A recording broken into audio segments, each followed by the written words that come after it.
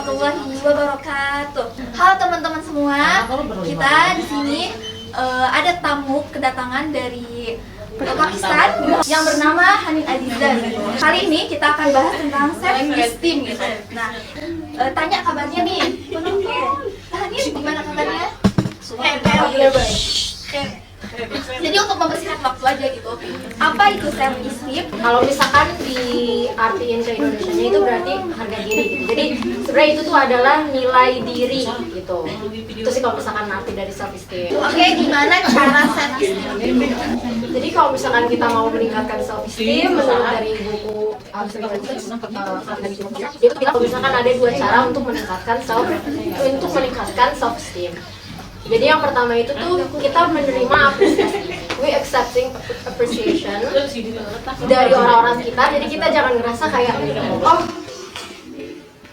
gue tuh nggak pantas loh menerima ini.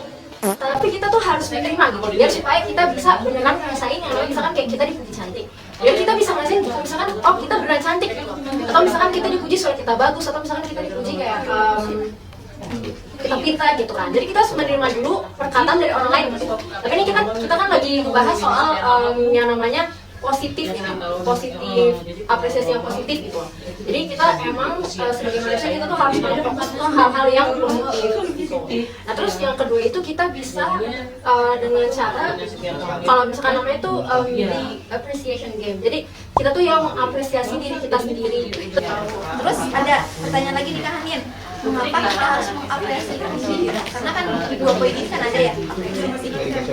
Jadi karena apa? Karena kita itu sebenarnya the only one, kita tuh hanya satu-satunya support system yang bakalan terus sama kita gitu, kayak diri kita sendiri gitu. Jadi sebenarnya tuh nggak ada orang yang benar-benar peduli terhadap diri kamu. Jadi makanya itu kita tuh nggak perlu dengerin apa kata orang gitu loh.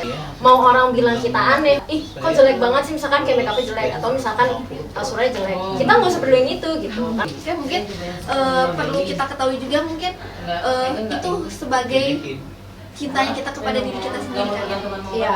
Mungkin karena kita sudah lama gitu berbincang-bincang dengan Kak Hanin ini. Terima kasih Kak Hanin atas kehadirannya. Mohon maaf apabila ada kekurangan dalam pelayanan dari kami. Cukup sekian yang bisa saya tanyakan.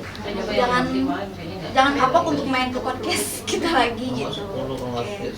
Mungkin ada kata-kata saran atau sebuah quotes gitu buat penyemangat teman-teman.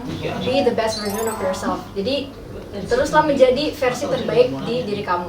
Gitu. Oke, terima kasih Kak Hanin. Mungkin kita tutup aja kali ya podcast kali ini dengan ucapan wabillahi taufiq wal hidayah. Wassalamualaikum warahmatullahi wabarakatuh. Waalaikumsalam warahmatullahi wabarakatuh.